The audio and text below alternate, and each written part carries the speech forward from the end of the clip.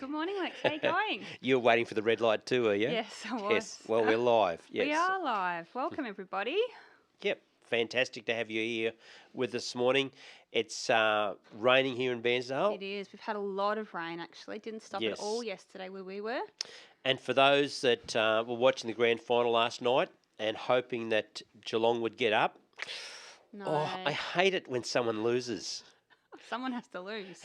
Our friend Thomas down Melbourne. It must have been very traumatic for him last night with sort of Geelong looking like at half time they could have done it. I have to admit, though, I didn't actually watch the game. Well, don't admit that. Who's in the don't care club? Oh, There's a few of us out there. No, there's more people that care than don't, yes. Oh, lovely. Well, we've had a lot of birthdays this week. We have. I think this is probably a record. It is, yes. And I know that Luke turned 7. Yeah, and Archer turned 6. So we've got 6 and 7. Yeah, they're definitely And Jeff turned, was it 67? Something like that. Something, yep. And 60, sorry, 60. Yes. And Big Greg, 60. Greg's timeless. He just has birthdays Yeah. and there's no numbers connected to Greg's birthdays, yep. And also a huge happy birthday to Trevor Taylor, which is Today. actually today. Wow, happy birthday, Happy Trev. What a birthday. champion, yes. I think he might be 35, something like that, 36, I don't know. But with wisdom way beyond Yeah, his years. Absolutely. Very good. And it's also for a birthday tomorrow. We usually do a birthday the week after. But big happy birthday to Anna Pike. You might even be lucky. You Yes. might get 2 happy birthdays. I think she's smiling right now when she hears her name. Hi, That's Anna. right. Good morning. Is it a big 13 for Anna? I think it might be. She is. She's amazing. Wow. Very good. So that's Okay. about it for the birthdays. It is. I just want to say before we get started, because we're going to do like kids in a moment. Yeah. And then you're going to lead us in a couple of songs. But if there's your first time, it's fantastic to have you with us. If you're part of Redgum every now and then or every week, it's just really wonderful to have you with us. And I'm just so proud of the people connected to Redgum, all the different things that you're doing, the way you're caring for people in our world around us. And like yesterday, there was a couple that went and visited a lady whose husband had just walked out on her. And her life was just devastated by what's happened personally for her. And this couple from Redgum went and spent time with her and are helping her. And I'm just so proud of what you guys are doing in our community in so many different ways. Yep. So it's something fun that we've got coming up for us. It was supposed to be last night, but the organisers totally forgot Who about don't care about grand They finals. totally forgot about the grand final. I did schedule it initially for 7 p.m. last night, but Yes. the trivia night has been moved to 2 weeks. So November 7th, I think we've got a graphic for that. Thanks, Dave. November 7th, so it's going to be a really fun night. Myself and my husband Adrian, we're going to host it. So all you need to do is jump onto the Redgum website and just go to the What's On page and you can register online. So registrations are open. So it's a 2-part registration. You need to go and fill the rego form out, and then you also need to pay manually with PayPal, but you can use your credit card if you don't have PayPal. And it's going to be a lot of fun. And quite competitive too. And the $5 is what? Yes. To go into Kitties for someone to win 1,000 or something Something like that. Yep. Well, if we get enough people, whatever the Yes. maths is for that. So it's $5 entry for every adult in the family. And also Simon from Simon's Cafe, which Well, isn't it's actually the old station Old cafe. Station Cafe. Yes. He's opening it up to about 20-ish people to have different tables as well to play the trivia from there. So if you're interested in that, you just need to go sign up and then let Simon know, that you'd like to join in there. Yep. So Sounds it's going to be good. Okay. So we might just go straight to kids and then we're going to come back to you. Sounds good. Okay.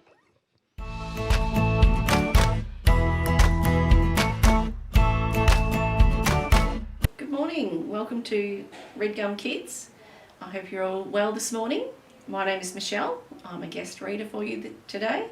So I will read you some story. This is from the Bible, obviously. I'll just put my eyes on. So we were reading before about Abraham and Lot. So today's story is about Abraham. So this comes from Genesis 18.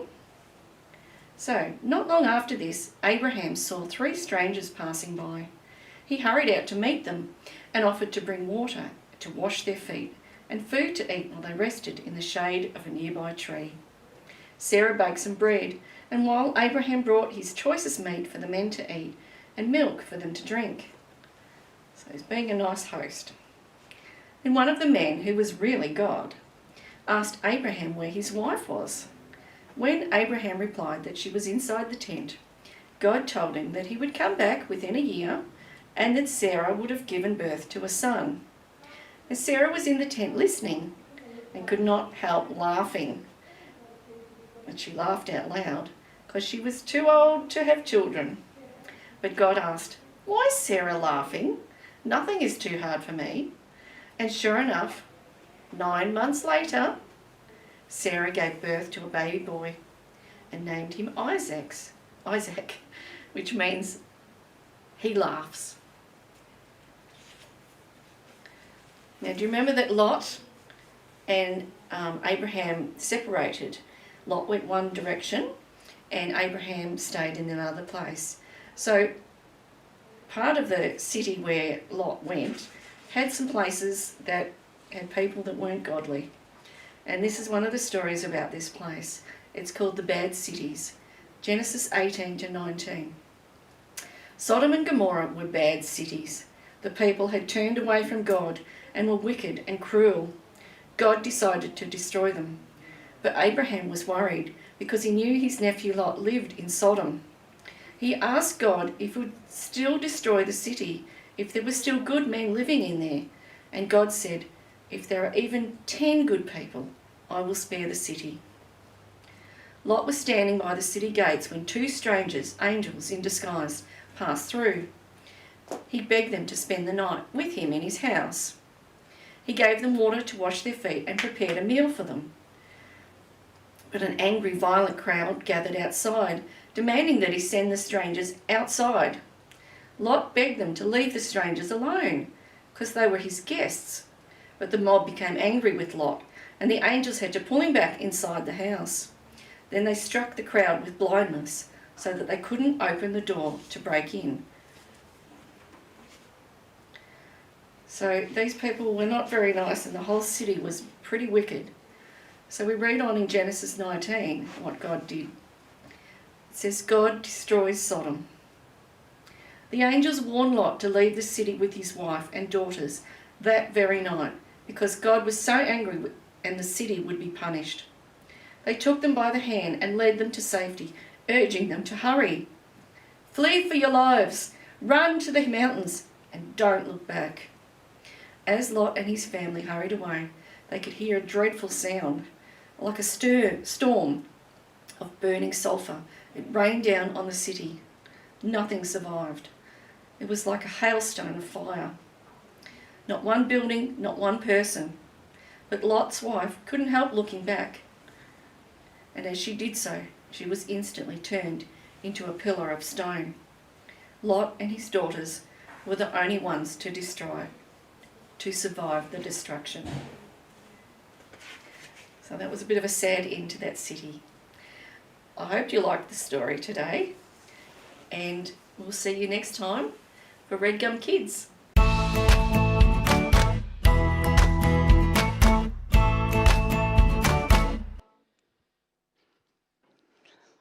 Back into it. You've got something to show everyone. I have. Rex. I want to know if anyone has lost this gumboot. It's a steel capped gumboot, very high quality, hardly done any Ks. If you've lost it, I picked it up on the Benzaldago Road this morning, so I'm looking for an owner. It's not much use to me. One gumboot, what can you do with it? It's very heavy, so it's a really high quality gumboot. So if you've lost it, ring me. Yep. or I'm going to take it back home, stick it back on the side of the road, and someone will find it. Yes. We've got all the exciting content here. We have, and Glenda, I'm glad up there in Townsville. I'm glad that Jeff's birthday gives you so much pleasure and enjoyment, puts a smile on your face. Is it his birthday, or is it the fact that we keep talking about him turning 60? Because this morning he's trying to tell us all that he's only just past 59. So I'm glad it's given you a little smile, Glenda. I thought she was talking about his bare feet. Oh, yes. Oh, it's his bare feet. Right. Yeah. All right, let's sing. Okay, we're going to sing Rescuer by Wren Collective. This is a good one. He's our rescuer. He's our rescuer. And we are free from sin forevermore. And oh, how sweet the sound, and oh, how grace abounds. And we will praise the Lord, our rescuer. And there is good news for the captive, and good news for the saints. And there is good news for the one who walked away. And there is good news for the doubter, the one religion failed, and for the good Lord is gonna seek and save. And He's our rescuer, and He's our rescuer, and we are free from sin forevermore.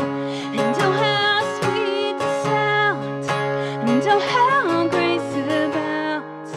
And we will praise the Lord, our rescuer. There is beauty for the blind man, and riches for the poor, and He is friendship for the one the world ignores.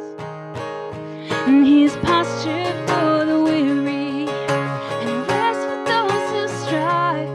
And oh, the good Lord is the way, the truth, and life. And yes, the good Lord is the way, the truth, the life. And He's our rescuer, and He's our rescuer, and we are free from sin forevermore.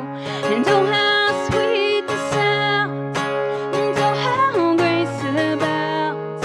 And we will praise the Lord, our rescuer.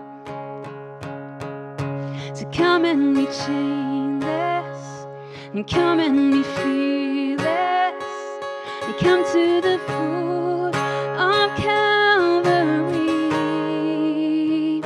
'Cause there is redemption for every affliction, and here at the foot of Calvary. So come and be chainless, and come and be fearless, and come to the foot of Calvary. 'Cause there is redemption for every affliction, here at the foot of Calvary. And He's our rescuer, and He's our rescuer, and we are free from sin forevermore. And oh, how sweet the sound, and oh, how grace abounds. And we will praise the Lord, our rescuer. And we will praise the Lord, our rescuer. And we will praise the Lord, our rescuer.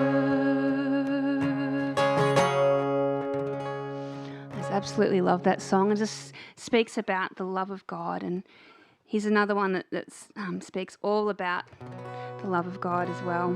This one's called Reckless Love. You should know this one by now.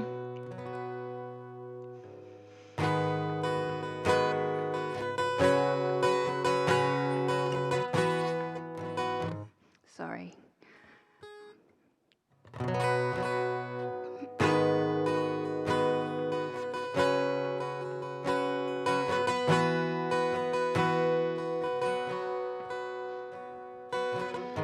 Before I spoke a word, you were singing over me.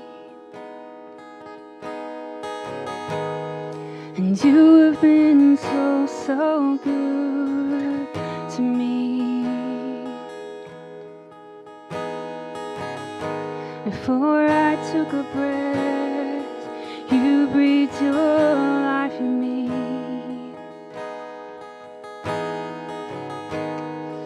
You have been so, so kind to me. Oh, the overwhelming, never-ending, reckless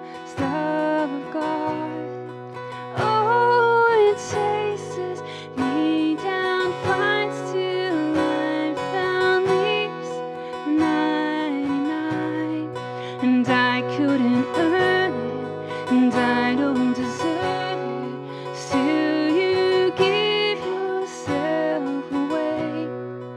Oh, the overwhelming, never-ending, reckless love of God.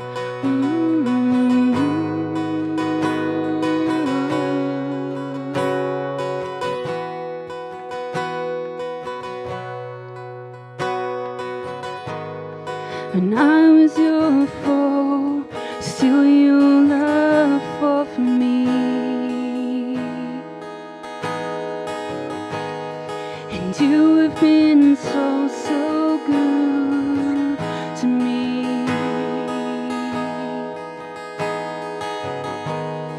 When I felt no worth, you paid it all for me.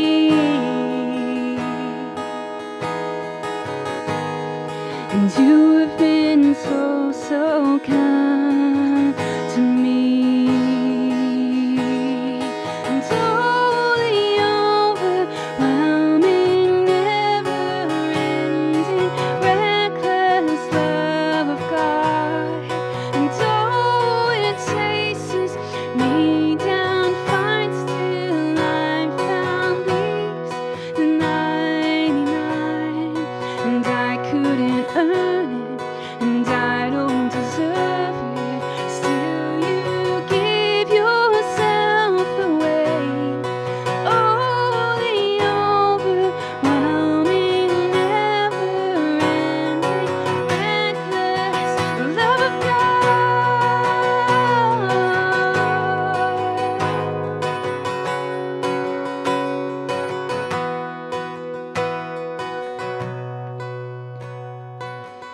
There's no shadow you won't light up, mountain you won't climb up, coming after me.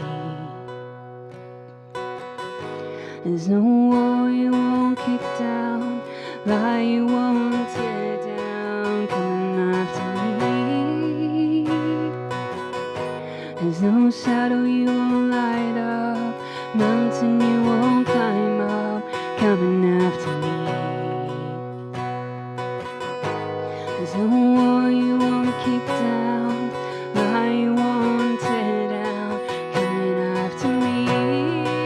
Oh, there's no shadow you won't light up, mountain you won't climb up, coming after me. There's no wall you won't kick down, lie you won't tear down, coming after me. And oh, the overwhelming, never-ending, reckless love of God. And oh, it chases me down, fights till I found peace, 99. And I couldn't earn it, and I don't deserve it. Still, you give yourself away. Oh, the overwhelming, never-ending, reckless love of God.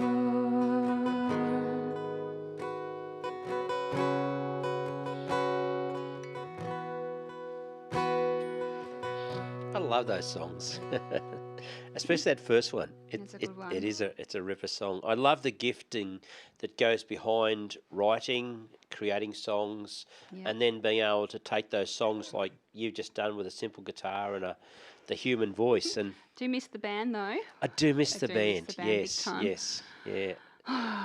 We will get back We to will it. get back there. Unfortunately, like we could actually have more people here, but in Victoria, our rules mean that we can only have 5 people in this Yep. studio. So And it takes at least 3 tech people. it does, yes. And I just want to once again just thank you for the giving, the online giving. People in different states are giving to Redgum, and what it's meant is that we've been able to. It gives us strength. It gives us a capacity to go forward and do the things that we're going to need to do as we go back to, at some point, whatever new normal looks like. even having something that's portable to take all that Yeah. recording stuff with us, 'Cause like a this is- van and yeah, things. Yeah. 'cause this isn't going to end the No, Redgum we're going to be Live. live going forever. That's it. Yeah, Yes. forever and ever. Yes. So thank you. No worries. This week, Coral had 2 appointments. One was at the hairdresser's and one was at the dentist. I think I know which one she preferred. But the thing about these appointments you make, some of those places where you make an appointment, they'll actually ring you up or text you for you to confirm that you've got an appointment with them. And I've even confirmed and then still forgotten. But there is actually 2 appointments every one of us will have in life that we don't actually set the date or the time, and yet they're going to happen whether we remember them or not. And one of them is very personal. It's private. It's the day you die. I remember sitting with my dad the night before he died, and I was just sitting on his bed, and he said, son, he said, this is my last night on earth.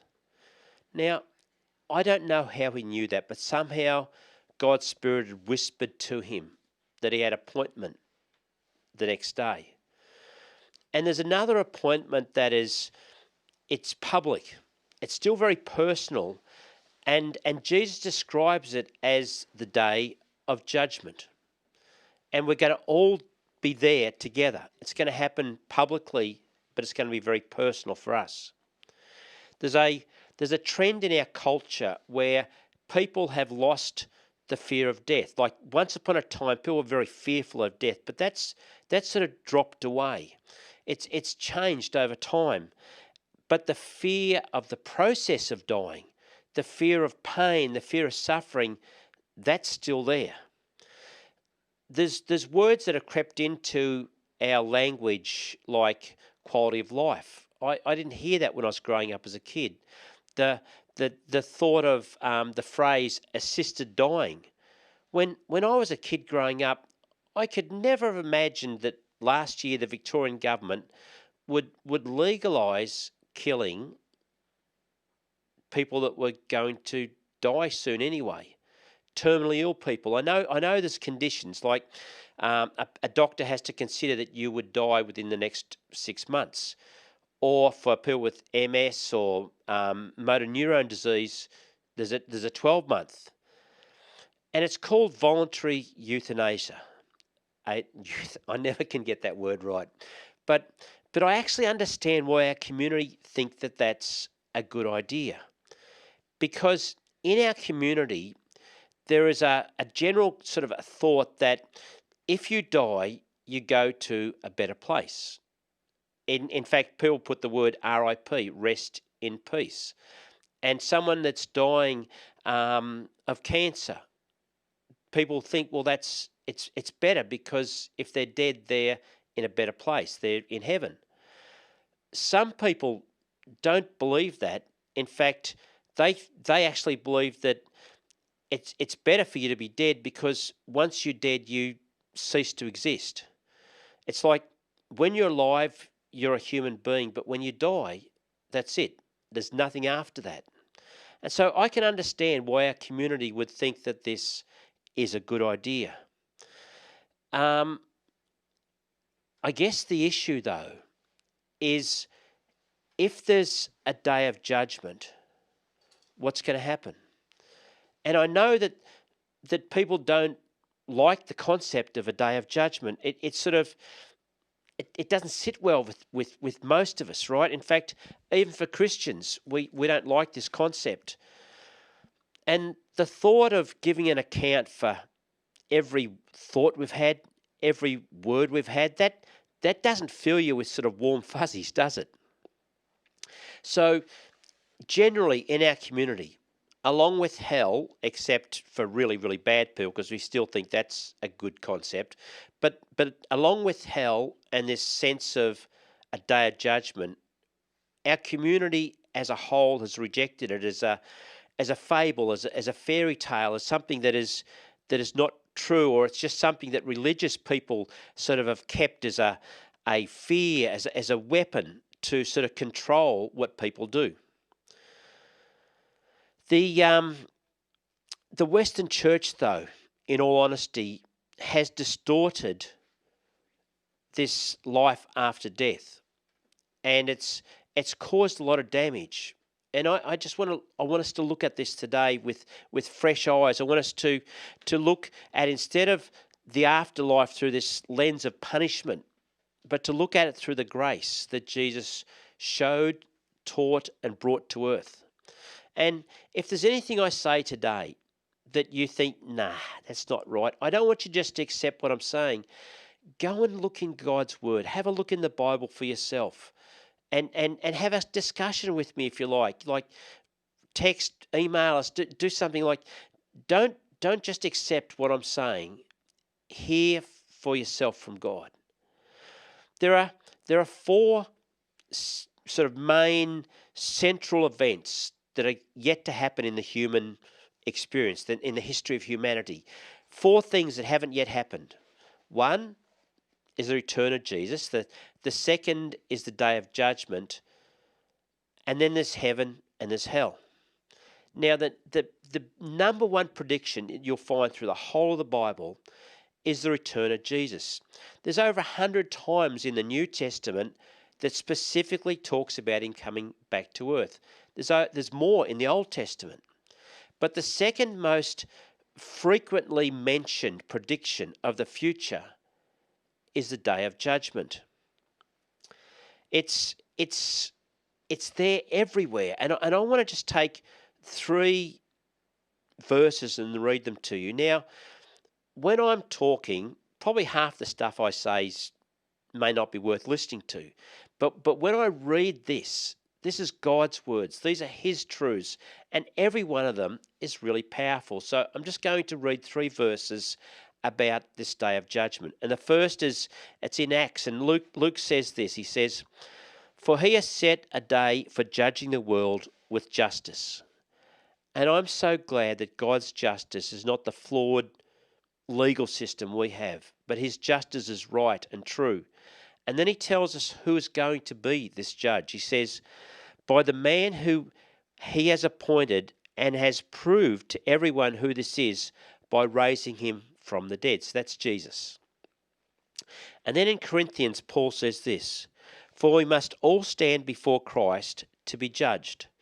We will each receive whatever we deserve, good or evil, of what we've done while we're here on earth." And I know that most of us, when we hear that, we don't hear the word good, we just hear the bad. But God has this reward system, and it's amazing. It would blow our minds if we could really conceive and understand God's reward system. And one day I want to spend a Sunday talking about how God has a way of rewarding us, that we're not just meant to be good for nothing. God has a reward system. And the other verse is in Hebrews chapter 9, and that says this, "Each person is destined to die once." That's the first appointment. And after that comes judgment. That's the second appointment. The owner of Dulux Paints was found frozen to death on a mountain. And in the police report, it said that he needed a second coat. He needed another coat, right? Now, I know it's a dumb joke, but do you know what? There is an enormous amount of jokes about heaven and hell and death. It's amazing. And they're all take truth and make a mess of it. They are so far from reality, so far from what really is going to happen.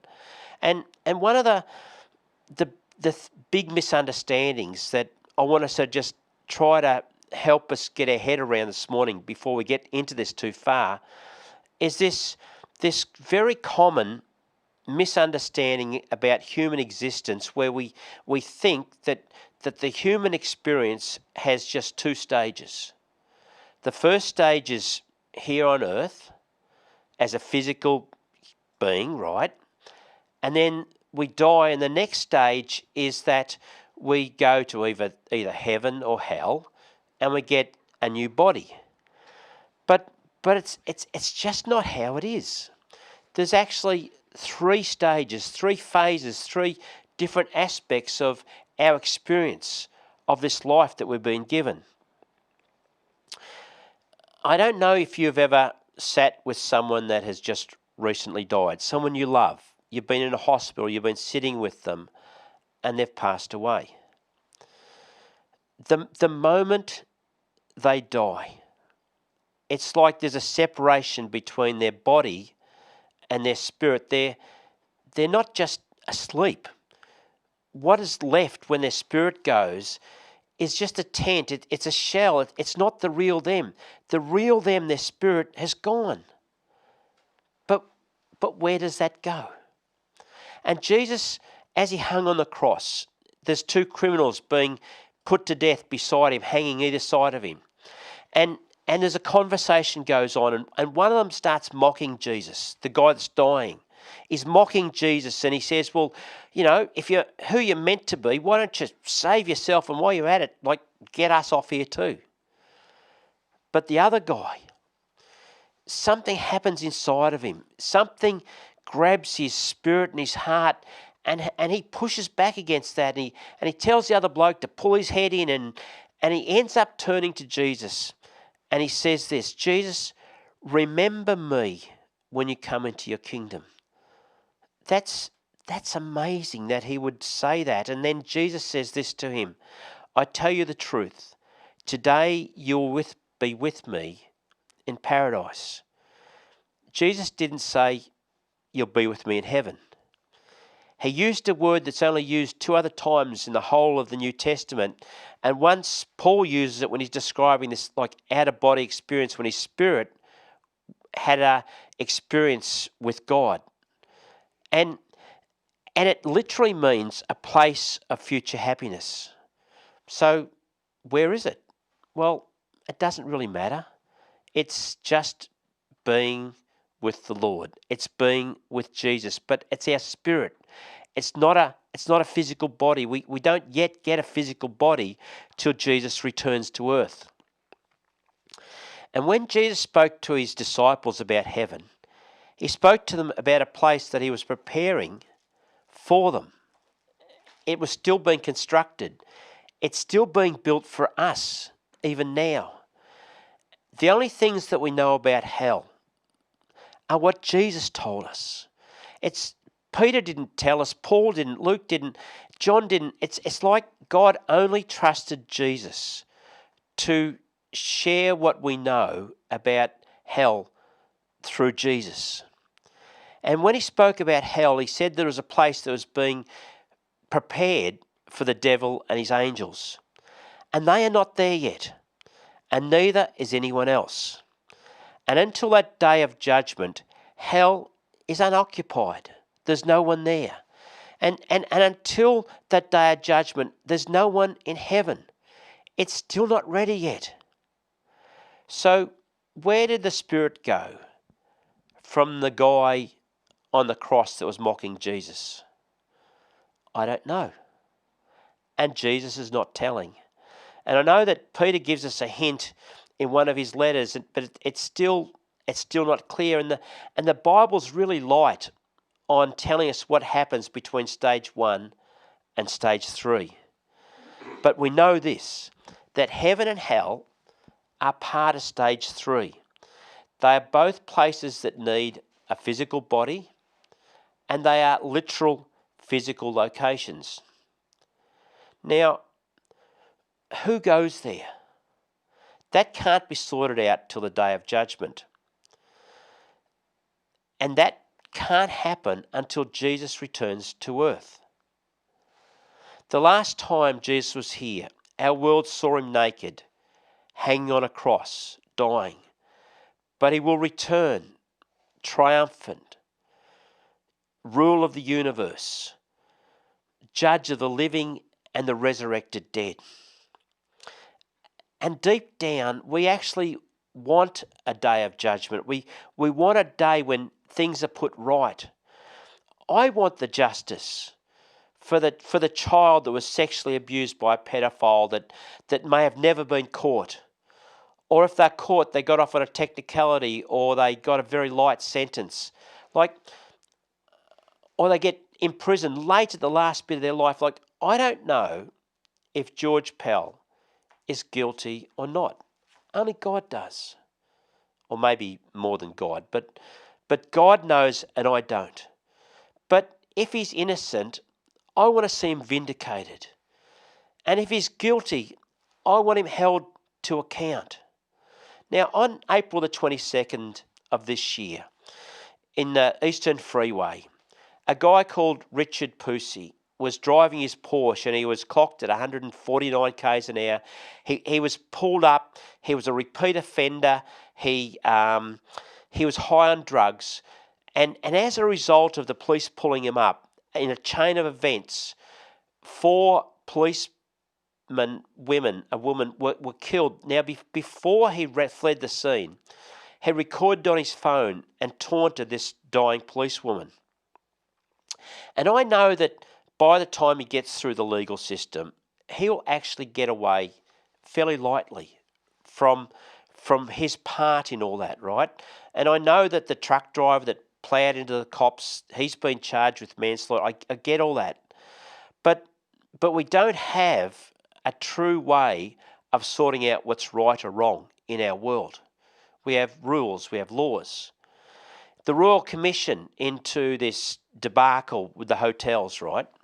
And the consequences of that to Victoria, to the heartache of people that lost loved ones in nursing homes, to the financial pressures that's put on businesses and families across our state, this Royal Commission into that, I'm amazed at how many people don't have a very good memory. I'm amazed at how many people don't want to take personal responsibility for the decisions they make.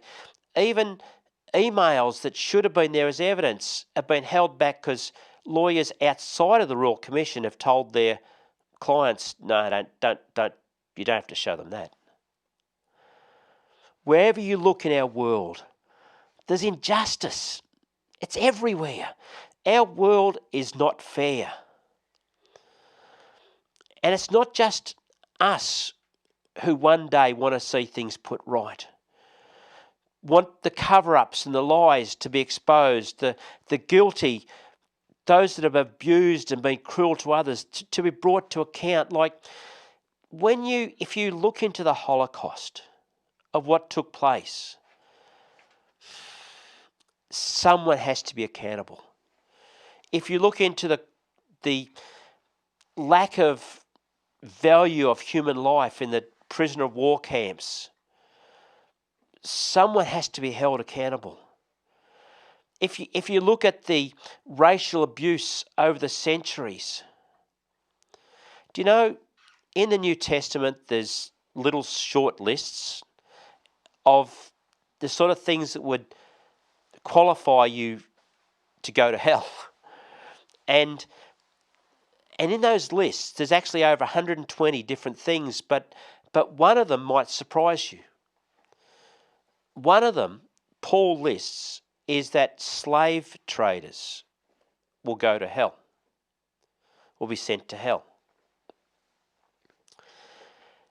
Because, see, God's own character demands a day of judgment, when not just people's actions, but people's thoughts, their motives, their words will be brought to account. But why a day of judgment that would be public altogether? Because God needs his justice not just to be done, but to be seen, to be completely transparent, to have nothing hidden, where every decision is right and just.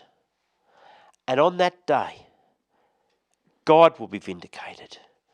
And on that day, Jesus will be vindicated. Every knee shall bow, and every mouth will admit, will confess that Jesus actually is Lord, that he is real, that this isn't just a story.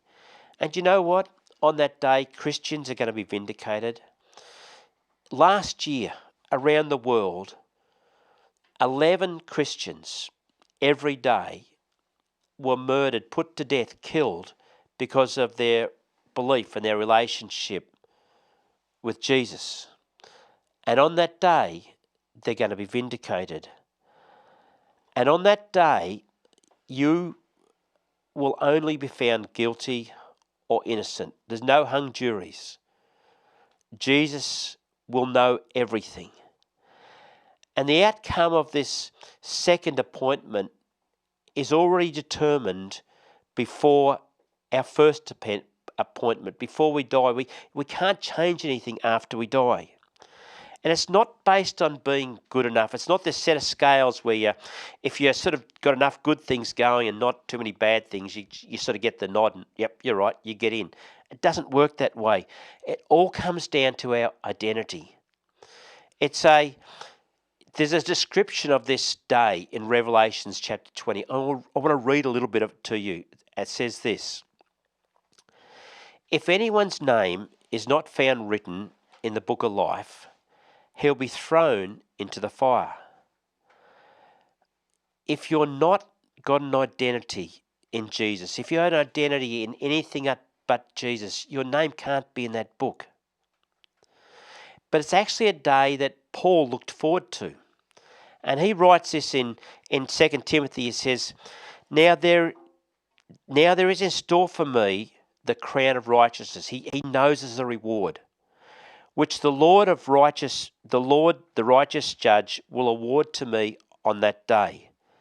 And not only to me, but also to all those who long for his appearing, for those that have a relationship with Jesus, who are identifying with him, who know him, that actually look forward to really knowing him truly.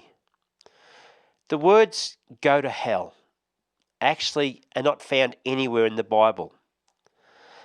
And only know about hell through Jesus, which I've said to you.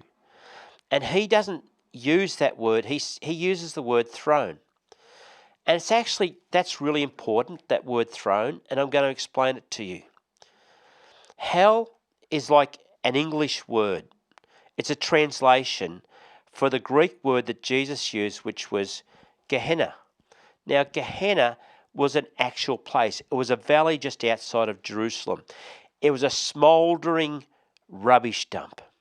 In fact, it still existed up until the 1960s. It was a valley where child abuse had taken place to the point where they sacrificed children. Parents sacrificed children to these made-up gods. It was a place where the bodies of those that were crossed were just thrown to rot. It was a place where anything that had lost its value, that was no longer useful, that had no purpose anymore, was thrown away, including human feces. It was all there, right? And in John chapter 3, verse 16, there's a very famous verse. And as part of that, Jesus says that anyone who believes in me will not perish. Peter says in 2 Peter, God is patient with you, not wanting anyone to perish. It's the same word. And recently, we have a second-hand ride-on lawnmower, which Coral loves because she gets to ride it. I let her have the privilege of riding it, right? But unfortunately, one of the tyres went flat. And the reason it went flat is because it had perished. It still looked like a tyre to me. It still had the appearance, it was still a tyre, but it couldn't hold air anymore. It had perished. It had lost its usefulness. It had got to a place now where it's just rubbish. It's something to be thrown away, to be discarded. But Jesus is in the recycling business. And I stand before you today as a recycled failure, where my life had been perishing and Jesus rescued me, and the mistakes I made, he's given me new opportunities. Our English Bible, it uses the word saved and salvation, but it actually means being made whole. And probably a better English word than saved or salvation would be salvaged. It's a more powerful word. It better describes the thing that Jesus came to do, to reclaim, to restore us, to make us useful again. See, perished doesn't mean that we no longer exist. It just means that we're no longer useful. I think the greatest tragedy of a human life, a life that is made in the image of God, that has purpose and destiny and a plan for this life, for your life, for someone you know, that no longer is useful, that is perishing here on earth, that is no longer able to function in what God had for you, or has never functioned in that area, whose name is not in the book of life. That to me is the greatest tragedy that can happen to a single human being. I want to finish with this thought.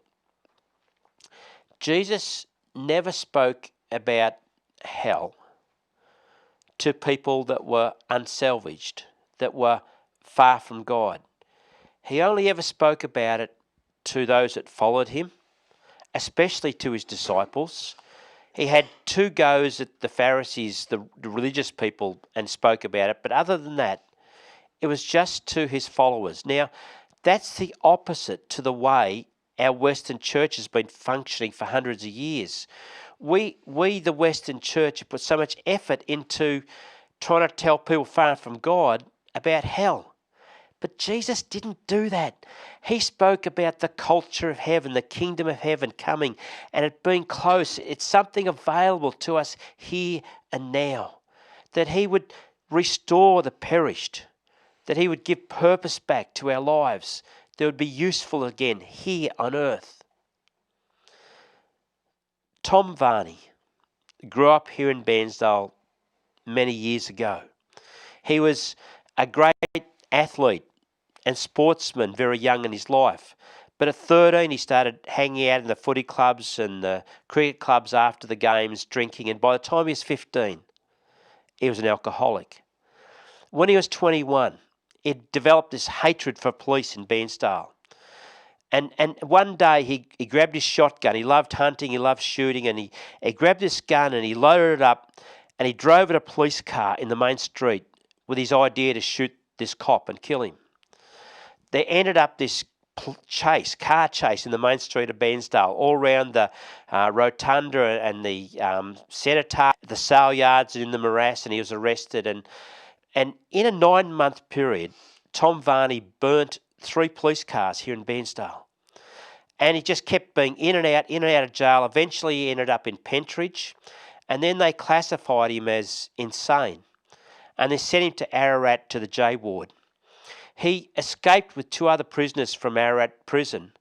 One of them ended up dying as a result of this. He was arrested and put back into prison. In Ararat jail, he became a Christian. He was salvaged.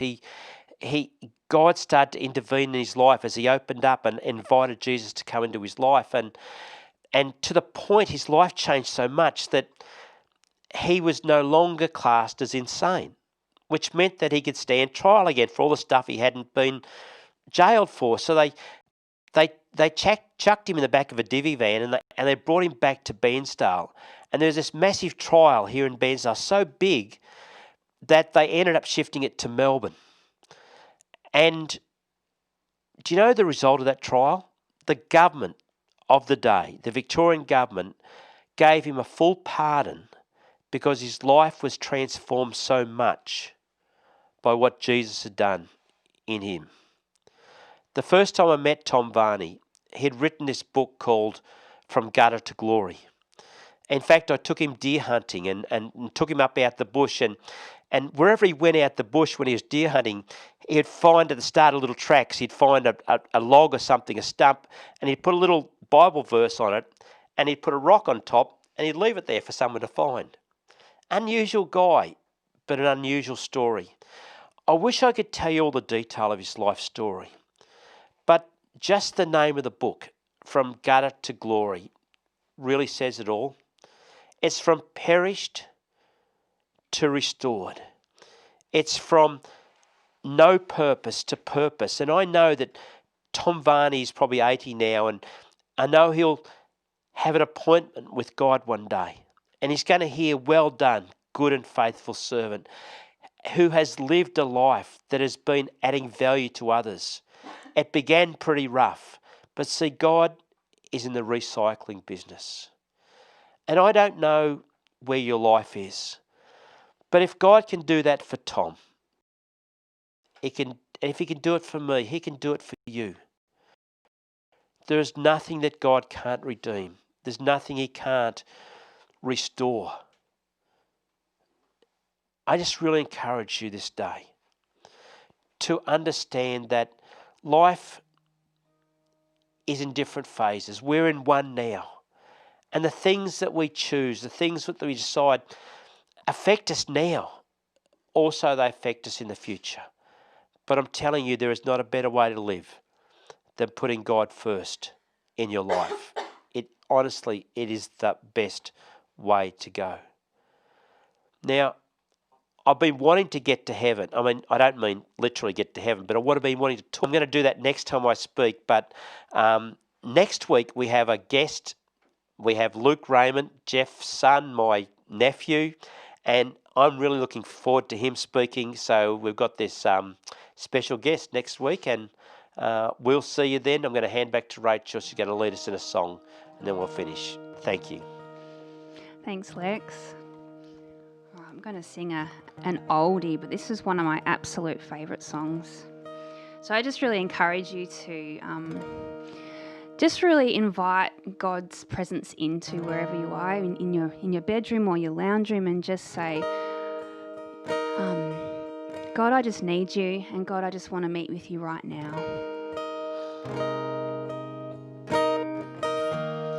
Come, Holy Spirit,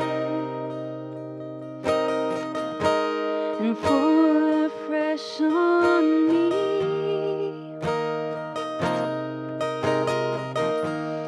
Fill me with your power, satisfy my need, and only you can make me whole, and give me strength to make me grow. Come, Holy Spirit, fall afresh on me.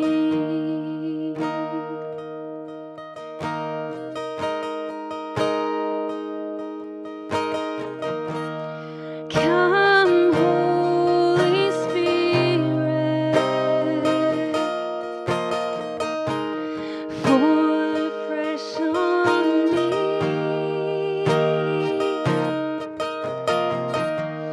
Fill me with your power, satisfy my need, and only you can make me whole, and give me strength and to make me grow. Come, Holy Spirit, fall afresh on me. Fall afresh on me.